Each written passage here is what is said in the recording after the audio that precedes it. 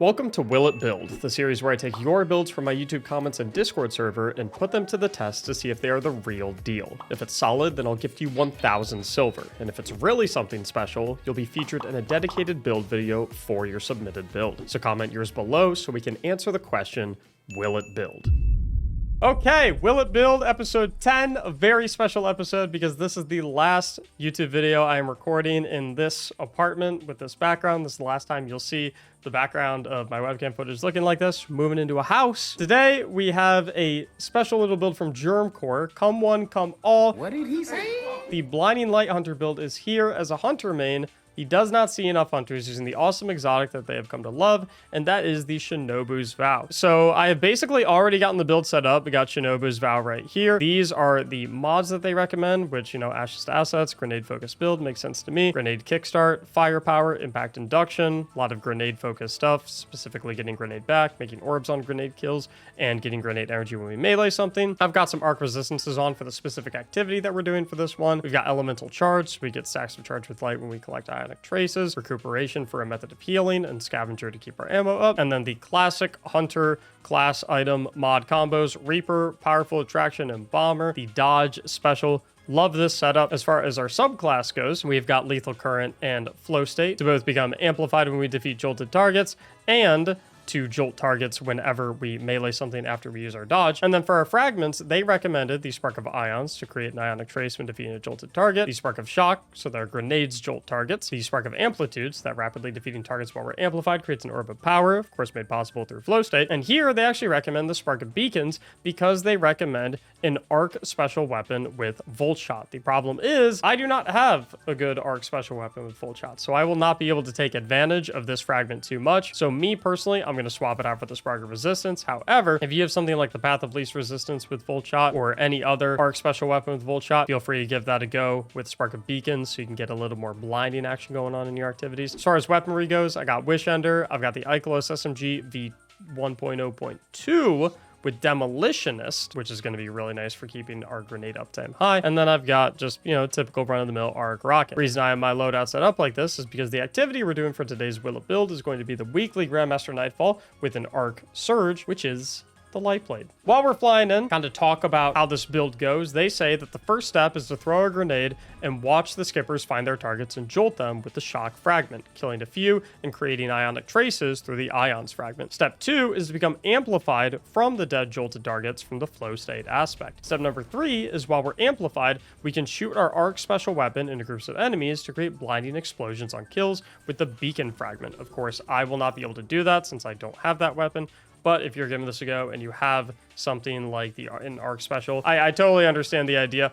We'll have other ways to blind targets though, because for those who don't know, the arc class setup, when you have lethal current on, damaging any jolted target with a melee attack blinds them, which of course we're going to be jolting everything. We have jolt through our grenades, we have jolt through our melees after we dodge. We'll be able to do plenty when it comes to that. So we'll be all good to go. And then they say that step 4 is to reap in all the ionic traces, turning them into armor charges with mods and utilize a grenade kickstart to get our grenades back even faster to continue the loop. So let's go ahead and see what's happening. Start chugging the skip grenades. Ooh. Okay, so we basically got a full grenade back there, and once I pick up my ionic trace, we'll get the grenade back in full. So we basically got to use our skip grenade right there and didn't even lose any energy. I imagine we'll be able to do the same there, unless the Lightblade Warrior chucks a suppress grenade up at me and kills me.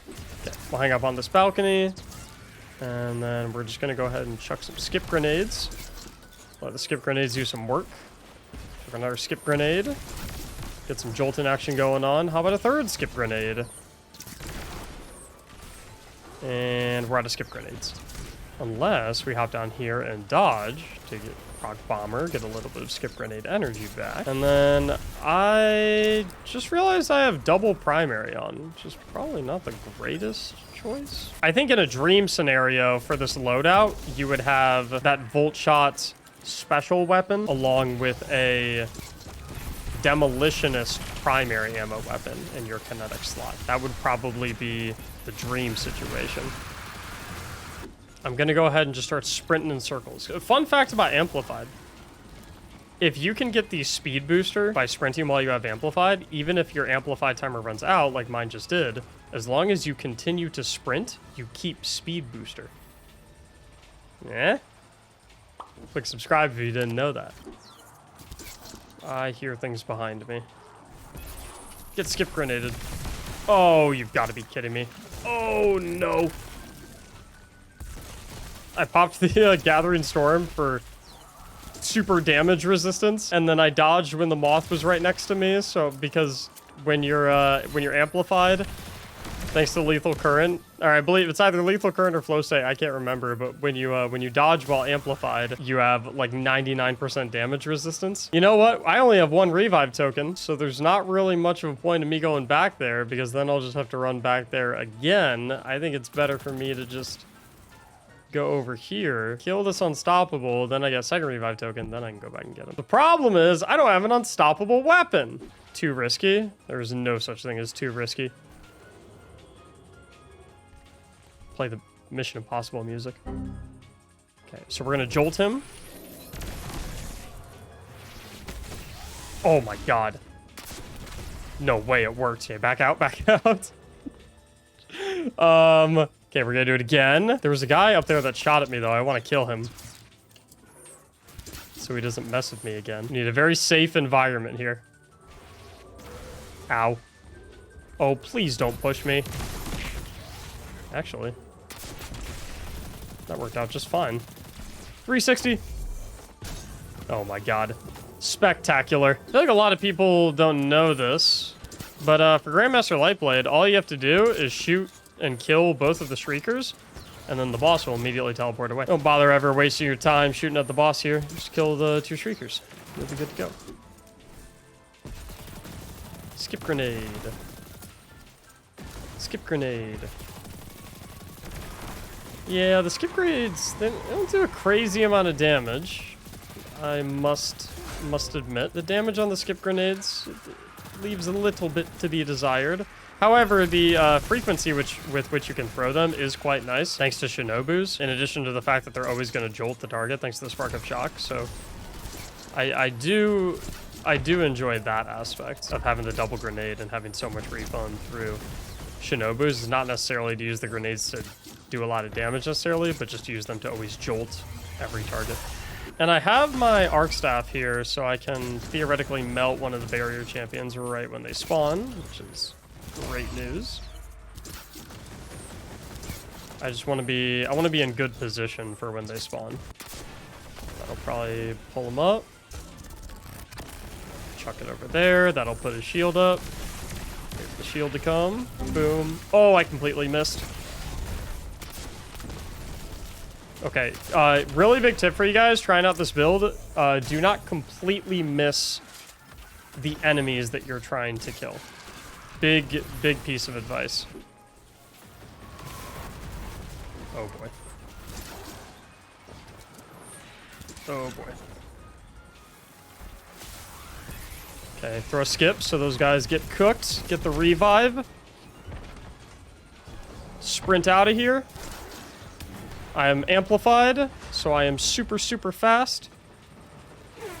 Big slide. Okay, the slide is too big. Could it be the clutch of the century?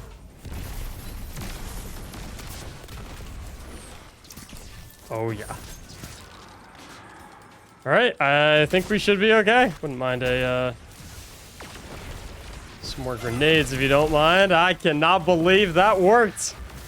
Woo, that was a tight one. Yeah, all in all, will it build? Absolutely, yes. I wouldn't really change anything about it. Like I said, it became more apparent to me that the purpose of spamming our grenades, at least in higher end content, is mainly to proc the Spark of Shock. This build also has a lot of blinding capabilities if you actually have a solid special ammo weapon with Volt Shot that is arc, so you can take good advantage of the Spark of Beacons. Obviously, that's not going to be as impactful in Grandmaster Nightfalls and, you know, champion-based content, because you can't blind champions. I mean, obviously you can blind unstoppable champions to stun them, but you can't blind overloads, and you cannot blind barriers. However, you can stun overloads with your grenades, since your grenades jolt them, and since the Spark of Shock applies jolt, overloads actually get stunned by arc jolt effects. So I guess I don't really even know what I'm talking about. This is pretty solid for Grandmaster Nightfall activities, even though, you know, you're not bringing a whole lot of damage with the skip grenades. You're bringing a lot of utility, you're bringing a lot of stunning capabilities, you're bringing a lot of extra damage through the jolt effect. And, I mean,